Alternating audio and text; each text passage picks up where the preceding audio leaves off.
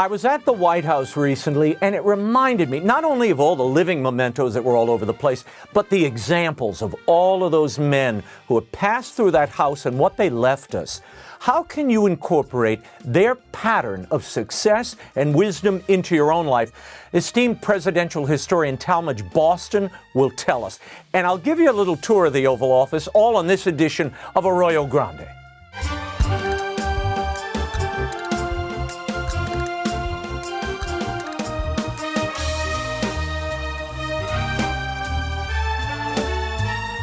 I'm Raymond Arroyo. Welcome to Arroyo Grande. I was in the White House recently, and I have to tell you, it never fails to impress me. Everywhere you turn is history. Everywhere you look, there's a touchstone if you know what you're looking for. By the way, go subscribe right now to the show on YouTube or wherever you get your podcasts, and turn those notifications on. I don't want you to miss an episode. Anyway, we were shooting an interview at the White House, and Laura and the Angle crew and I were in the diplomatic room. I was kind of in awe because that is the fireplace that Franklin Delano Roosevelt installed in 1935 to conduct his fireside chats during World War II. The room is used formally to welcome diplomats and state visitors. The cool antique wallpaper on the walls there, that blue antique wallpaper, it dates back to 1834 and it was installed by Jackie Kennedy. President Trump then took us down to the Oval Office. I'm in the portico of the White House, and, well, you know what this room is.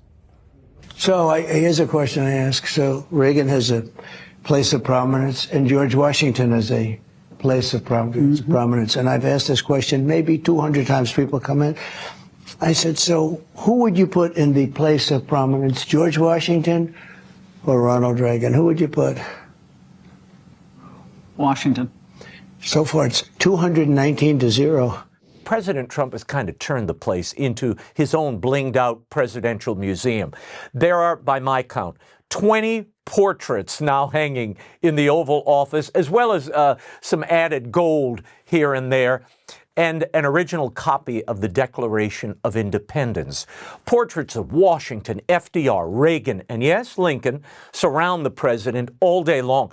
What amazed me was his familiarity with his predecessors and Trump's veneration of them and what they contributed to the country. And I guess they tell us something about this president. For instance, he has a portrait I noticed on the far wall across from the Resolute desk of James Polk. Okay, it's next to the fireplace. Well, Polk expanded the U.S. incredibly. He annexed Texas from the Mexicans. He claimed the whole Southwest region and California. And Washington State, Oregon, Idaho, parts of Montana, all of that became part of the United States due to James Polk. So you see the connection there to President Trump. There's also a portrait of, and this was an odd one for me. At first, I didn't even recognize the person, but it was a portrait of William Henry Harrison, whom I asked the president about. But Harrison died 29 days after he made the inauguration speech. It was freezing cold, and he died. And you had the Civil War. He was the strongest proponent against war. He was a peacemaker, Yeah. Would have been different. And then you wouldn't know about Abraham Lincoln. But you wouldn't have known about him either. No, I wouldn't have known. Because when you solve wars, unfortunately, you don't get the same credit. President Trump in person, I have to tell you, he's disarming, hilarious, always on point. And you know what his superpower is? He speaks like every other guy does. There's no pretense. He will meet you wherever you are, whether highborn, middle, or low, he's there. It's incredible, really, also to see the White House and to see it up close for as long as we were there. But that visit got me thinking about what lessons could we learn, you and I, from all the presidents who've preceded Trump? Which brings us to our deep dive. I sat down with a presidential historian, Talmage Boston, who wrote a book called How the Best Did It, Leadership Lessons from Our Top Presidents, and he offered quite a few of those lessons. Tell me about applied history. There's a lot of people watching, tuning in, listening, and they say, this is stuff that happened so long ago. This has no application in my life. Well, I think that's why people aren't paying enough attention to history these days, because they don't realize how useful it is if you not only read it and enjoy it, but think, how can I apply what these heroic figures did to my life? And that's what my book, How the Best Did It, Leadership Lessons from Our Top Presidents, attempts to do, is to say, here were the three greatest traits that made Thomas Jefferson such a great president, or John F. Kennedy, or Franklin Roosevelt, or George Washington. But at the end of every question, chapter, there's a series of questions called personal application for the reader to ask him or herself, how am I doing in these leadership traits that made this president so great that I just read about? Let's dive into some of these. Some of them I was very familiar with. Others surprised me. George Washington, not the success on the battlefield initially that he would end up being to great acclaim. How did he learn from his mistakes? You say he profited from those mistakes. Well, most people, when they think about George Washington and why he's such a heroic figure, is because at the end of the Revolutionary War, he left power behind. I want to go back to Mount Vernon. I don't want to be the leader. And then, of course, after he left the presidency, his second term, I want to go back to Mount Vernon. I don't want a third term. But he had learned his lesson during the French and Indian War when he'd been our most courageous American soldier fighting for the British. But because he deemed himself to be so courageous, he kept leaning on his superiors. Hey, I need a promotion. I need advancement. And they rejected him. And he learned the lesson. Don't be an obnoxious self-promoter. Let others be the people in the business of promoting you. And for the rest of his life, that's why he's famous, because he never promoted himself after his Revolutionary War heroics or his presidency heroics. He let other people sing his praises. And he let the deeds and the actions speak for him. Absolutely. Tell me, he was also, in your book, you describe him, Ron Chernow's book also describes him in a similar fashion, as a strong, silent type. How did that benefit him? How could we benefit from that? I think we could all benefit from the concept of less is more. Washington was a great listener. Washington knew he was not a great public speaker. He had two strikes against him. Number one, he had a soft, breathy voice that came from a childhood respiratory illness. And secondly, by the time he was president, he only had one tooth in his head. So if you go to the museum at Mount Vernon, you see George Washington's dentures, you say, how could anybody talk with that bird cage in their mouth? But anyway, he learned when to speak, and more importantly, how much to listen. He was a great decision maker. He was not a great debater. So during his presidency with Hamilton on one side and Jefferson on the other, and they're arguing all the time, Washington would not take sides. He saw himself as the nation's unifier in chief. I'm not going to take sides. You guys go back to your office, submit a detailed position paper on these issues you're arguing about, give it to me. I'll make the final decision, but that was his approach to trying to keep the country unified. Yeah. You talk about, when you mentioned Hamilton and Jefferson, I know I'm a huge Hamiltonian and a big Alexander Hamilton fan. Long before the musical, I was collecting his works and in New York, followed his career there. Tell me about how Washington, in the book you say, he was the conscience in chief. And Jefferson observed that his greatest character trait was prudence. Tell me about that. What can we benefit from? How can we take something from that example of prudence and character? Well, character and conscience in chief, it's all about integrity. It's all about telling the truth. It's all about when you speak publicly, the next day we don't need fact checkers. And so Washington believed that starting off the nation's new president, if we're going to stand for anything, we better stand for integrity.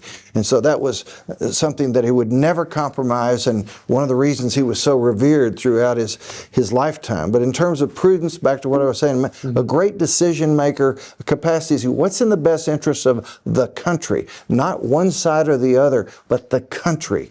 And that's why we revere him so much. But these men had flaws. And Washington had flaws, which you don't shy away from. Well, in every chapter, I have a section on that president's flaws, because I don't want anybody on a pedestal. I want people who read this book to say, this guy had all kinds of flaws, but he did great things. Right. Well, you and I, we have all kinds of flaws, but we're capable of doing great things if we'll tie into these leadership traits. Yeah. Well, what's the danger of, and I hear this all the time, I mean, you hear it in classrooms, I hear it when I visit classrooms. There's a presentism that has gripped, I think, America, where we evaluate the past based on our present mores, our present history, our present cultural appetites. What's the danger there for a student of history? Can you really embrace history if you come with the bias of the present?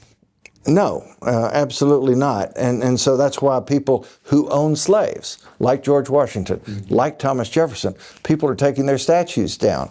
And that's unfortunate because in their era, of course, slavery was permitted under the Constitution. And if you have a great big plantation in Virginia, as both Washington and Jefferson did, there's no labor force. You can't possibly have enough children to be able to take care of these massive plantations. There's no infusion of European workers. And so because it was legal, it was constitutional, the only source of a big labor force to be able to work your plantation, hopefully make money out of it, they had slaves.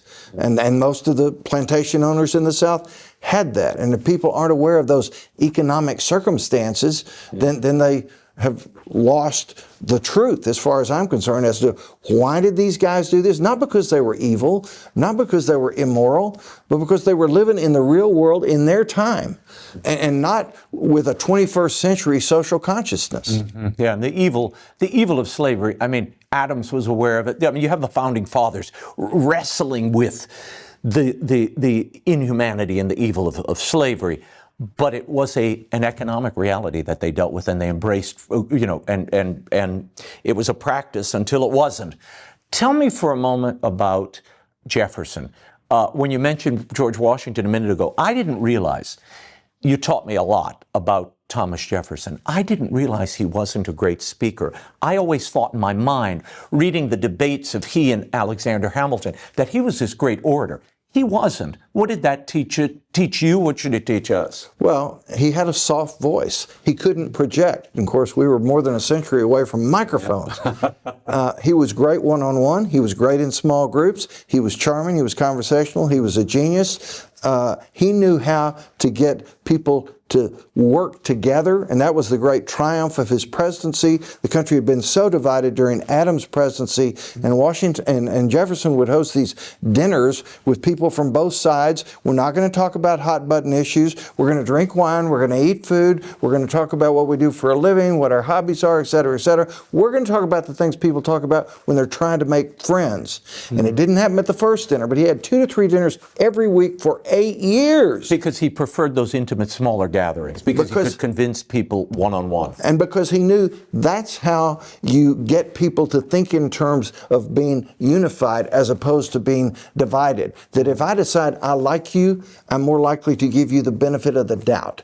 And for me to decide I like you, I have to know you. I have to socialize with you. I have to know what you really like. What do you talk about? What do you tell jokes about? What's your sense of humor? And all that came through in these Jefferson dinners. Yeah. And fortunately, there's a movement in this country right now, if you Google Jefferson dinners, people all over the country realizing how polarized we are, saying, we need to do something different.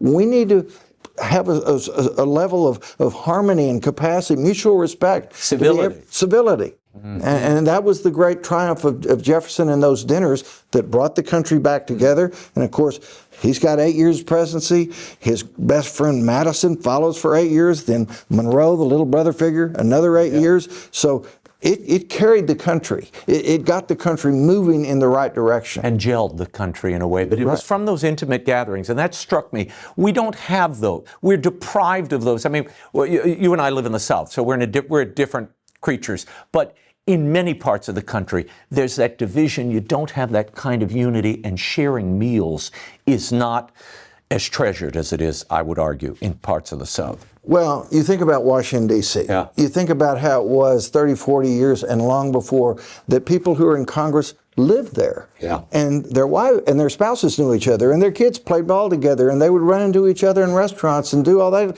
to build relationships.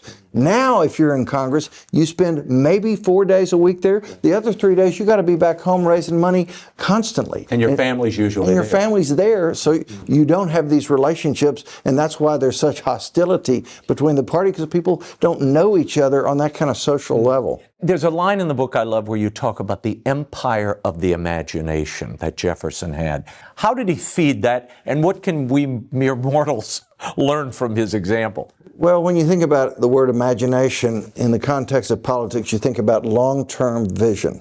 What are the possibilities? And of course, he was brilliant. He was well-read. He knew his history from all over Europe, the history of the world. And so he could think of different options along with his best friend, James Madison. And that's what they did. And so Madison there, at the father of the Constitution, that's where his focus is. And Jefferson got this brand new country. What do we want it to be? What are our ideals? What do we want to persuade people to move their lives toward? And obviously, if you got imagination, you can think of many different options that potentially are going to provide great benefit for the country. And that splendid isolation you're right about. He would take time alone. When you go to Monticello, you see it. He's got the bed and that kind of sitting, that round sitting room with his desk, which he could turn and you know, follow the sunlight so it wouldn't abandon him. I mean, the brilliance of that mind, but taking the time to feed it and be alone with his thoughts. Solitude is the key. Talk to anybody who's creative. They don't do it in noisy places. They don't do it amidst distractions. They do it in solitude. And Jefferson understood that. And that's where you have reflection. That's where your imagination can run wild. That's why I write books. It is a creative outlet. And I don't write books in noisy places. You don't? When do you write? I write early in the morning in my home between 4 and 7:30 a.m. when there's no noise, there's no emails, there's no phone calls, and all I can do is think about what I'm reading, researching, and writing. You don't write in public places at all. You don't go to coffee shops. No. See, I need the din of a coffee shop Okay. to get that isolation. At home, I'm too distracted. The phone, the kids, whoever. It's a distraction. Anyway, a trusted peer. How important is a trusted peer, a sounding board? Jefferson had Monroe. Well, had Madison. And Madison, James Madison. That's right. Tell me about that relationship and how important a trusted peer is for anybody, a citizen, but particularly an entrepreneur, a leader. Well, particularly somebody who's in the business of ideas and public policy. Jefferson was a dreamer.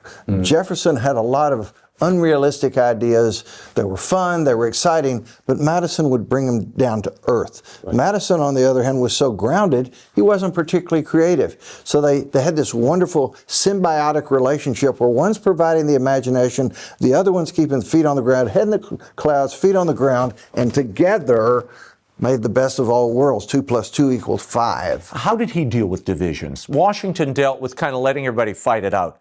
How did Jefferson deal with divisions in the country, political differences, and in his cabinet? Well, he wasn't in the business of traveling around the country the way Washington did, but he was in the business of taking the representatives from Congress, and as I mentioned, having these dinners and building these relationships, knowing these were the people who were the representative of those people all over the country, who would know what the public sentiment was of the people in their constituency, and he could direct his policies based on that knowledge of the sentiment and finding ways to make it more appealing based on his vision for the entire country. I want to move on to Lincoln, who is a great figure that I will confess, as a child growing up in New Orleans, Lincoln was not regarded as the greatest figure of all time, and there's still the rumbles of the Civil War that ran through. But when you look at this record, when you look at what he did and accomplished, his achievement is untouched, unmatched. Well, there's so many ways to look at it, but here's a guy who had less than 1 year of formal schooling in the blab school as a child when everybody's talking simultaneously, nobody's learning anything, and yet he becomes our most eloquent president. Why? How? Well, he was a voracious reader his entire life. Being from a poor family that only had 3 or 4 books in the house, true of all his neighbors too, but they were the King James Bible. They were Shakespeare's plays. They were books of the great poets. They were Aesop's fables. And because he had a photographic memory, he could remember all this stuff and could work Shakespeare into conversations and speeches and the parables, the lessons of Aesop's fable. So he thought in those terms. I like stories, but I like stories that teach a lesson. Tell me about, you talk about the great magnanimity of Lincoln. I call it the mercy of Lincoln. Talk to me about that. This is kind of I think, underexplored part of Lincoln's gift to the country.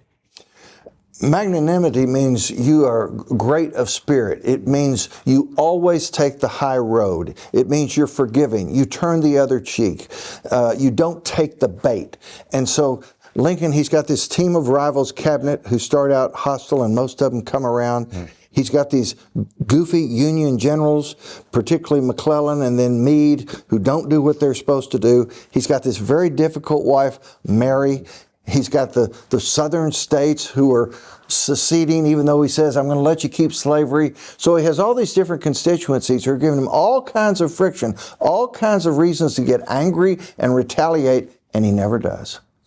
He takes the high road always, and he also has equanimity. He's always calm. He doesn't explode, under control, despite this war going on that's going to, 750,000 people are going to lose their lives. Millions are going to be wounded, amputees, et cetera, et cetera. And losing a child. Well, that's what I was about to bring up. Willie. His son Willie dies in the White House. He gets past the grief. He gets past Mary's daily craziness. He gets past all the tensions on all fronts from politics, and always has his eye on the ball. We got to win the war. We got to bring an end to slavery. We got to bring the country back together again, and never losing sight of the big picture. Talk for a moment about people ignore this, have forgotten it, or never were taught it. After the war, the mercy that Lincoln shows the Confederate States, even when his own generals, his own cabinet was like, no, go and take it over. Go crush it. But he has a great line. I wrote it down. If you don't win the peace, you don't win the war. He was focused on that. How did that mercy extend to those southern states that were in rebellion? Well, unfortunately, he was killed very shortly after Appomattox. But in terms of his vision for how he wanted the country to be unified, he knew for the southern states who've been killing each other, killing us, and vice versa, to come around, they've got to feel like we are merciful, to use your good word, and that we are forgiving. And you're part of the Union. And that we want them to succeed in their lives and their businesses and their families. And Lincoln's whole perspective was, we're going to make that happen. We're going to view them in a way that'll be constructive and that they'll want to play ball and reunite. Unfortunately, because he was assassinated so shortly into his second term, and then the disastrous Andrew Johnson followed, and it all went to hell. But in terms of what Lincoln's vision was... But returning the property to them after the war, which was something that some were advising him, take the property, take it all. But he thought, if you pledge fidelity to the Union, you can have your property back. We'll be brothers again. Well, Heal up the wounds. It's kind of a forerunner to the Marshall Plan. Yeah. It's like after World War II, we want these people to be our allies. We need to take care of them. They need to have good lives. They need to feel good toward us. And that's exactly what was Lincoln's attitude as it was in the Marshall Plan. Tell me about his... He really had a fantastic focus on mission beyond the strife at home, the pain he was going through. I mean, I tell the story in my book on Tad Lincoln and Lincoln that he would sign those pardons and hear those pardons all night long. People would line up outside the White House. The Union soldiers that had run from the field, the parents would come plead his mercy, and he would give them pardons. 88% he gave pardons to. And Tad Lincoln's next to the desk watching all of this, which is kind of an interesting, back and forth, how he taught his son through his example. But speak about the focus on mission, how the mission and what he was about was bigger than any of the side. Well, I mean, he was aware that people make mistakes. People are flawed. And are you just going to destroy their lives because they made a mistake? Or are you going to think of ways to rehabilitate them, give them a second chance? And that's what those pardons were all about. I mean, fighting in that war was as hell on earth as you can imagine. Obviously, it was very dangerous. The conditions were terrible. You're away from your family forever. You have friends and loved ones being killed. And for somebody to say, I don't think I want to be a part of this anymore, on the one hand is cowardly, doesn't support the effort, but it's understandable, and maybe the guy can come around and have a useful life thereafter. That was Lincoln's thinking. Tell me about promises and delivering on promises, which is a big focus in your book and a big part of Lincoln's presidency. Right. Stephen Covey, who wrote The 7 Habits of Highly Effective People, said if I had to boil them all down into 4 words, it's make and keep promises.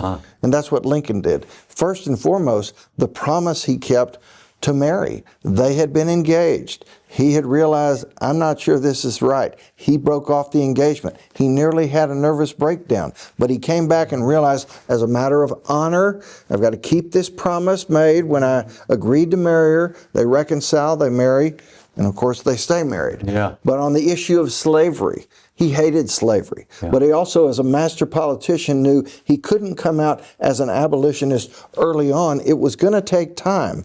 And so that's why the first inaugural address, he's saying, you guys in the South, you'll get to keep your slaves. We just don't want them in the Western territories. We don't want slavery to expand. But then over the course of the war, and of course the turning point is the Emancipation Proclamation. And that truly changed the whole outcome of the war and pushes him toward the 13th Amendment and the elimination of slavery and keeping that promise, which had started in New Orleans when he took that riverboat down and saw slaves being auctioned and going, I can't deal with this. I can't deal with this. This is as wrong as anything can be. Someday I'm going to do something about it. And he kept that promise to himself.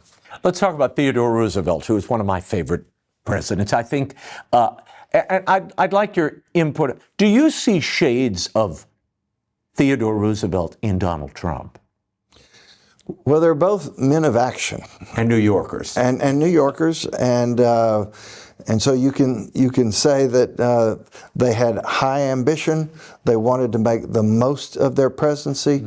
Theodore Roosevelt is highly regarded from a historical standpoint because during his almost 8 years, there wasn't a war, there wasn't a depression, and yet he's regarded as a great president. Why? In large part because he expanded the presidency. Panama Canal, busting the trust, national parks, intervening in the coal strike.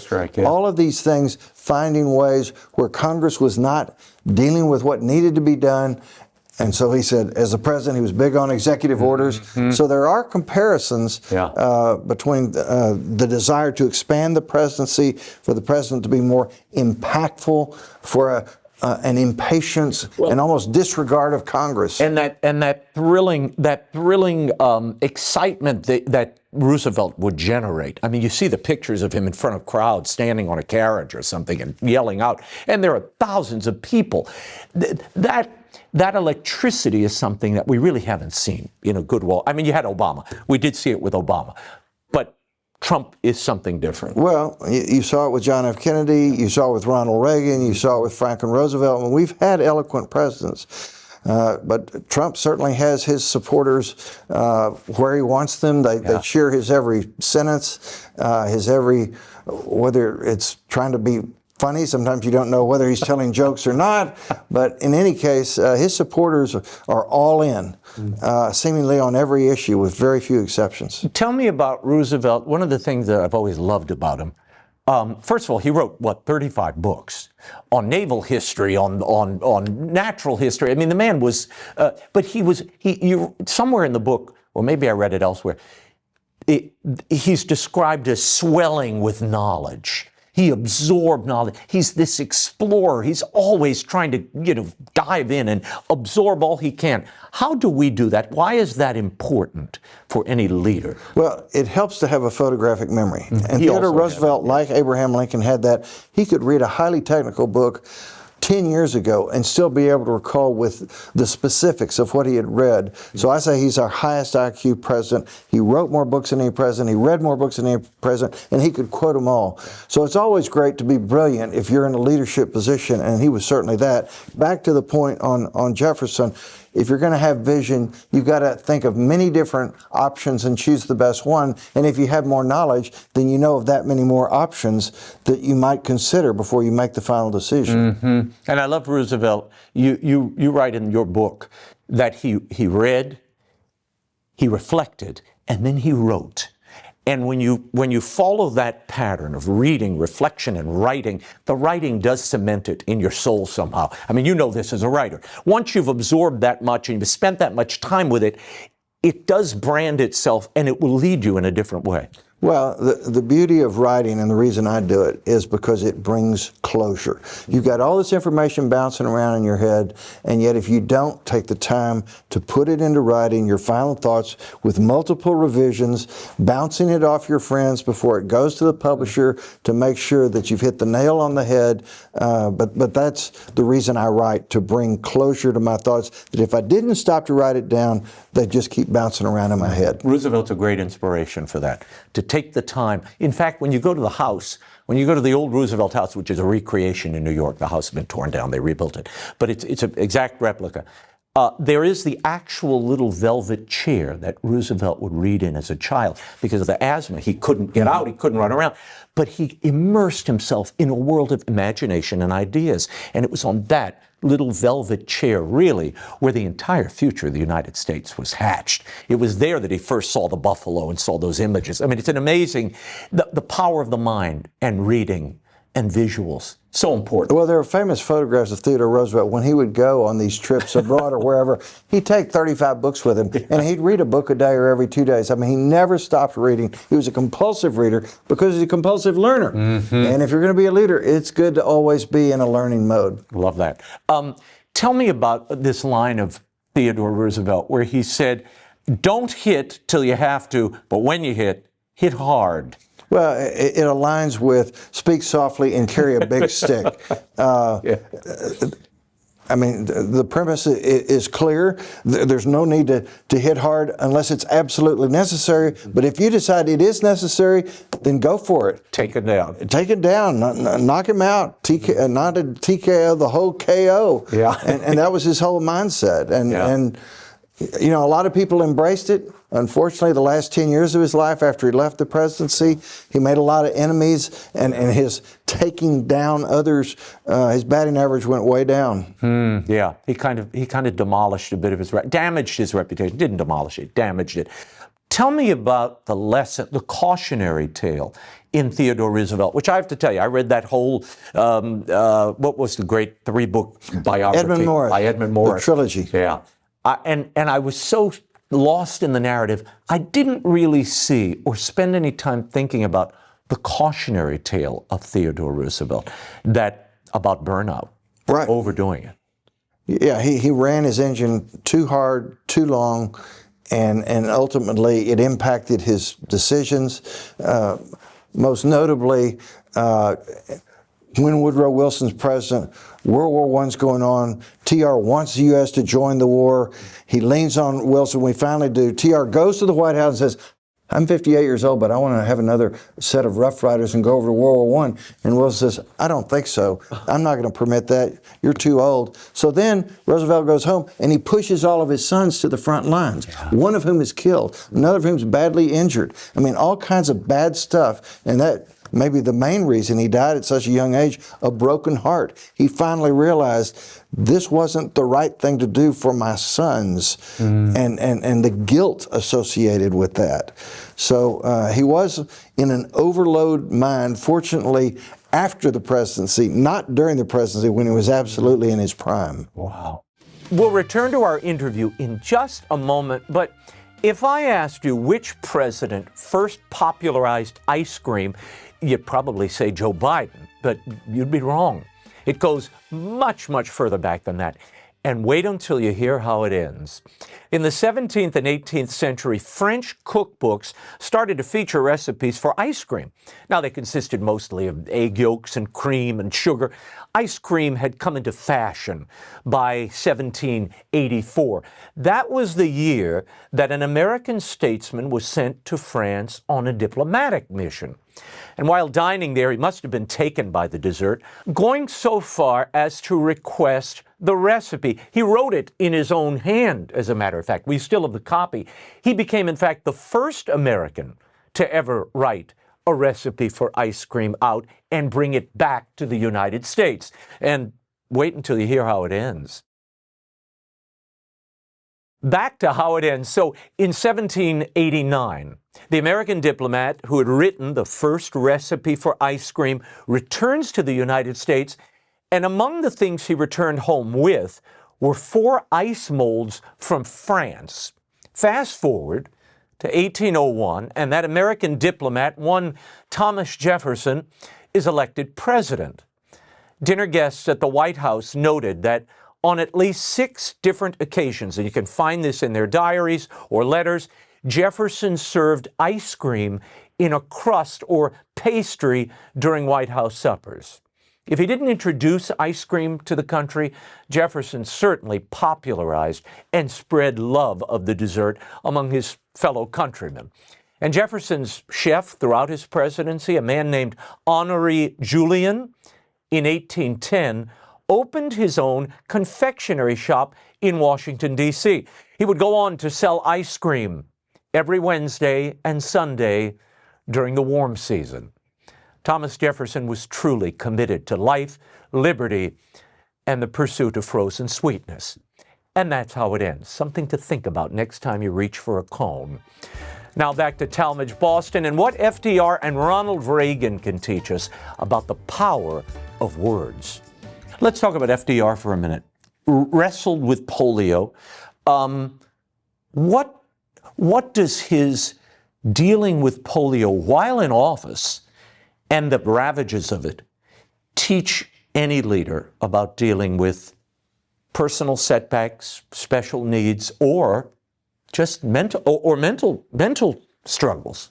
Well, the lesson of FDR and polio is that your obstacles can be overcome, and you will be, in most instances, a better person because of the perseverance you showed, because of how it changed your personality many times for the better. Yeah. After he got polio, all of a sudden he was more patient, he was more empathetic, thus he related to the American people that much better. His voice in the fireside chats, people felt like this is somebody I could listen to all day because of that empathy in his voice, but also the fact that he was so committed to grasping the public sentiment, constant press conferences, constant trips across the country, brand new public opinion polls he's wired in on. So he's doing everything he can to grasp where's the public sentiment and how do I need to shape it for the ultimate good, as he did in the late 30s and early 40s. America's isolationist. Yeah. They don't want to go to World War II. And they're broke. And they're broke, but they're led by American hero Charles Lindbergh and FDR and those fireside chats. Look, folks, this is not about war. This is about national security. If we don't do something, this Hitler guy's going to take out Europe, Asia, Africa, Australia, the high seas, and he's coming for us.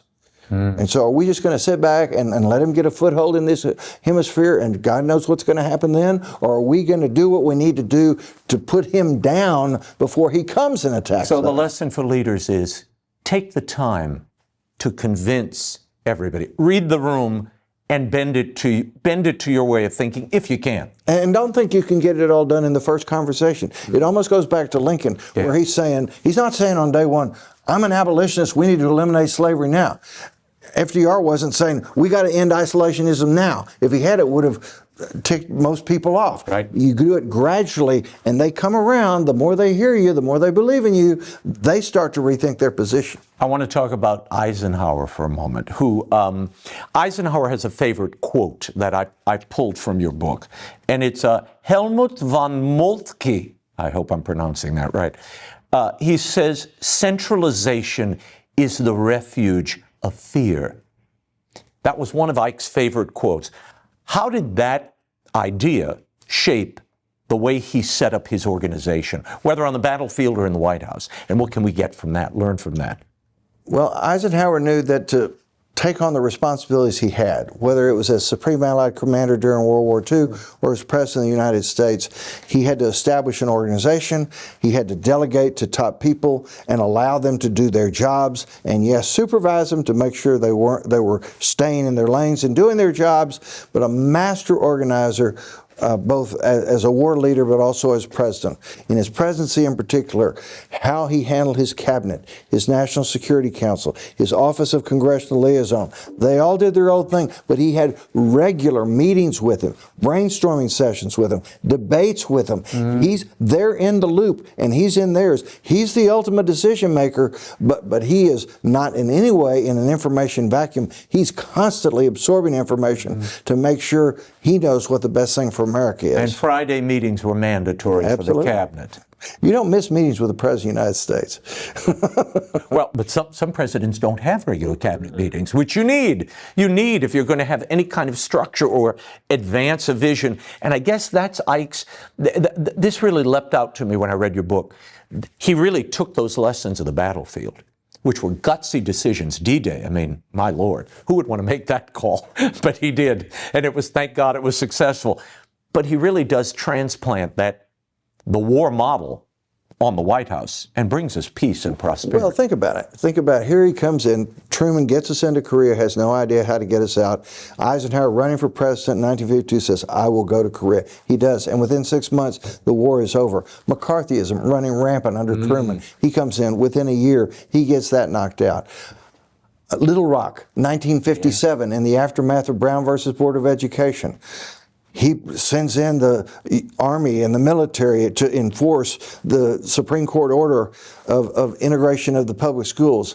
So a very bold leader, but getting back to your point about he didn't get bold until he had to be, but when he had to be, he was bold. Well, D-Day, he waits and he waits and he waits. The weather's lousy and they wait, and then this is our moment to go. Speak for a moment about the patience of Dwight D. Eisenhower and how that served him at the Suez Canal. And I guess Lincoln was another favorite of Eisenhower's as well. No, he had a bust of Lincoln at Gettysburg at his home. But anybody who's been a war leader knows you better have the right timing before you make your moves. Mm-hmm. If you're premature, you're going to fail. And so this sense of optimum timing was a big part. And that's just being wise. That's part of being an effective leader. And if you're impatient and impulsive, then don't expect anything good to happen. Mm-hmm. And so Eisenhower grasped that. Although there are times when you got to move quickly. In that Suez situation, here's England, France, Israel, our allies have invaded Egypt, seized the Suez Canal. Eisenhower told them beforehand, don't do that. That's going to invite the Soviet Union into the Middle East. It's going to disrupt the balance of power. Don't do that. And they did it anyway. So as soon as they did it, boom, he's at the UN. He gets huge sanctions imposed against him. And ultimately, they get out very quickly after he plays hardball. We forget about Eisenhower, what a great president he was, and the period of peace he gave us. He's one of the few, I guess just Ike and Trump really are the only presidents in the last, what is it, 50 years, 60 years, who gave us peace. We didn't actually have a war that they initiated. That's a pretty amazing thing. Well, anytime you can achieve peace, that's great. Of course, Trump has had his first term, and there was no war during that, and he's at the start of his second term. We're keeping our fingers crossed. We don't want war. We'll see what the future holds. Yeah. Let's talk about JFK and his self-possession. That was what I came away when I read that chapter in your book. The self-possession of self-mastery of JFK and how he balanced those competing interests, considering all sides, taking the time to consider all sides. Talk to me about that and the importance of that to a leader. Well, he started his presidency with a total disaster in the Bay of Pigs. And he'd been in office 3 months, and he followed the advice of his military advisors. The Joint Chiefs of Staff at all says, oh yeah, this is going to work. We're going to send these guerrillas we've been training in Central America. We're going to send them. All these Cubans don't like Cuba, and when the guerrillas arrive, the citizens are going to rise up. They're going to overthrow Cuba. It'll all be great. Wrong. The guerrillas were outmanned. The Cuban soldiers defeated them immediately, and Kennedy gets on national TV and tells the American people, I screwed up. I didn't fully study this. I'm taking the blame. I've learned my lessons. And 18 months later, he proves with the Cuban Missile Crisis not to rubber stamp and accept the advice of your military leaders. Make your own decisions. Gather more information.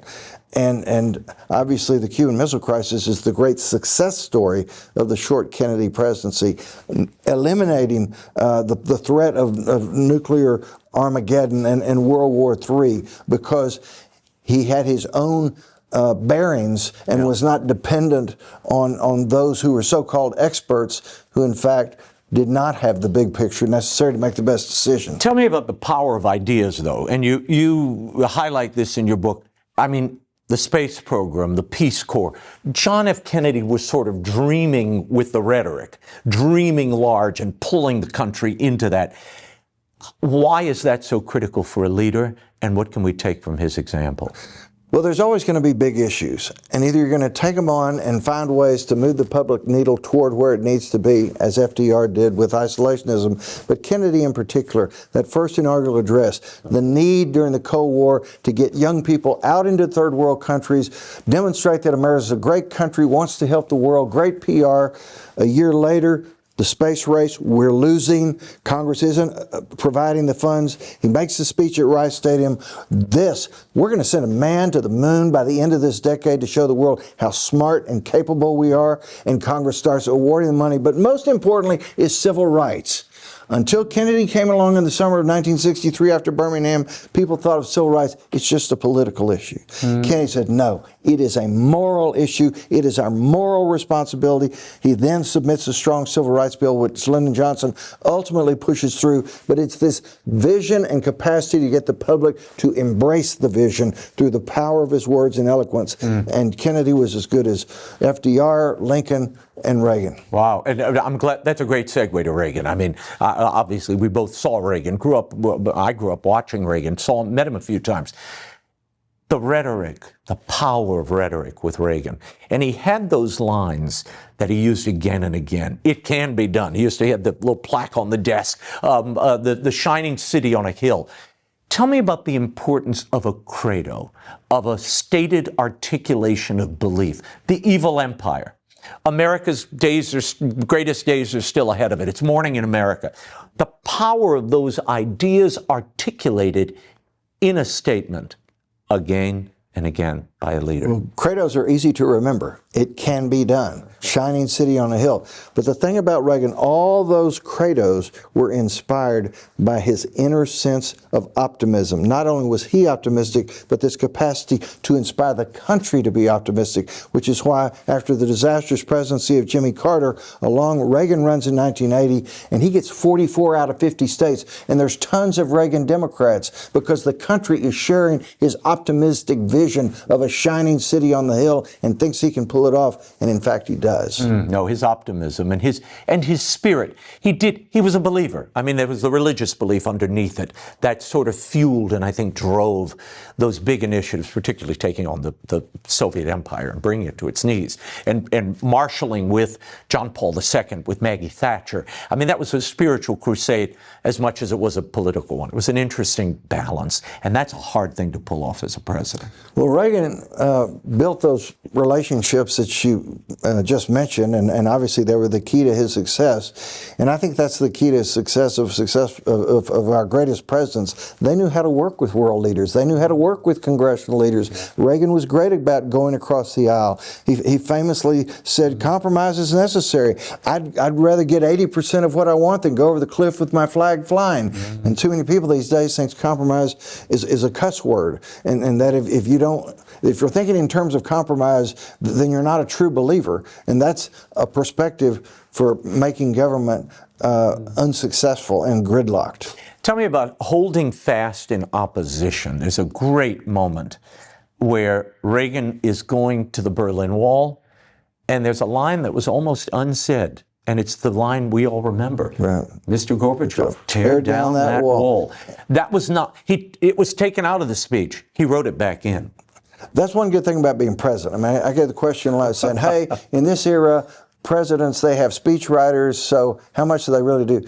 Well, the presidents have the power of editing, and they get to approve the final draft. And Reagan was insistent that no matter what his State Department officials said or anybody else, I'm sticking with that line. I want to say that in Mr. Gorbachev's presence. And those are the most important words he said in his entire presidency, and was the key turning point toward bringing an end to the Cold War. So the lesson there is sometimes sticking by your guns and your gut. The people elected you to be president. Say your words. Don't rely on others if they are not what you want to say. That is your power. You get to pick the words. Why do you keep doing this? Because it's so much fun. And because it's... I mean, this is really, it's more than a hobby. This is an obsession for you. Well, it's a passion. I tell people my mission is to spread a love of history throughout the Dallas area where I live, but nationally through my podcast series. Cross-examining history through my podcast. I speak all over the country. I'm a contributing columnist for the Dallas Morning News, which has a high circulation. So I like to spread the fact that there's so much we can learn from history if people would just stop and think about, yes, it can be applied today and it should be. Okay. There are a series of Arroyo Grande questions I ask everybody who sits opposite me. So these are quick questions, quick answers. You ready? You're okay, Talmage? Yeah. Okay, brace yourself. Who's the person you most admire? Abraham Lincoln. Who's the person you most detest? Hitler. Okay, that was an easy one. I hear that a lot. What is your best feature? I'm good at bringing people together in all kinds of groups, and I enjoy bringing people together. What do you fear? I fear people not being open-minded and being boxed into ideas without the reflection that's needed to draw good conclusions. Oh boy, I share that fear. I share that fear. What do you know that others don't know?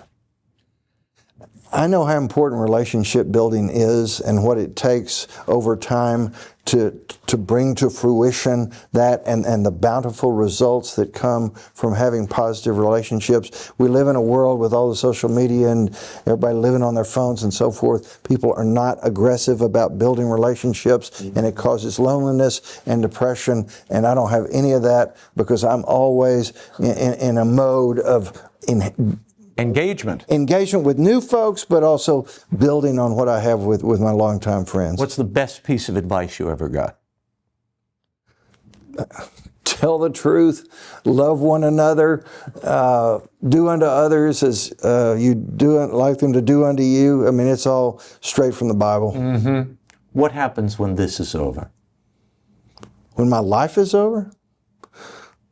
Well, I'll go to heaven and feel like, you go to a lot of funerals, and you do and I do, and you like it when somebody says, when so-and-so got up there, well done, good and faithful service. Mm-hmm. You gave it your best. You fulfilled your potential. Mm-hmm. You had worthwhile goals, and for the most part, you fulfilled them. Yeah, you had setbacks. Yeah, you sinned. Yeah, you did some stupid things. But overall, you made a positive difference in the lives of many. Talmage Boston, thank you for the time. Thank you for the book, How the Best Did It. And you're the best. Thank you. Okay. My pleasure. Great job. My pleasure. Thank you, Raymond. Wow. Okay, here's the haul. Did you note the string that ran through all those presidents we talked about? They knew how to engage other leaders and build relationships with them, whether they did it at a dinner table one-on-one like Jefferson or with the power of public rhetoric like Ronald Reagan. They knew how to win people over and lead them in a new direction. And I guess I just didn't appreciate how the president's personal liabilities, the things they lacked, shaped so many approaches here. The personal dinners for Jefferson, the reliance on technology for FDR because he didn't have the physical ability to appear in person.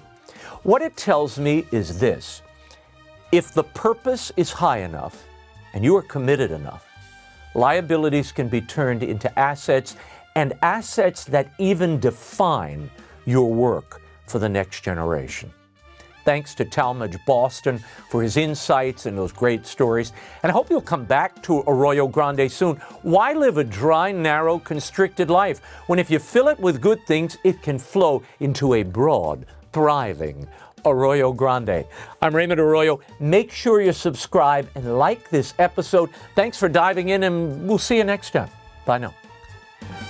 Arroyo Grande is produced in partnership with iHeart Podcasts and Divine Providence Studios, and it's available at YouTube, the iHeart Radio app, or wherever you get your podcasts.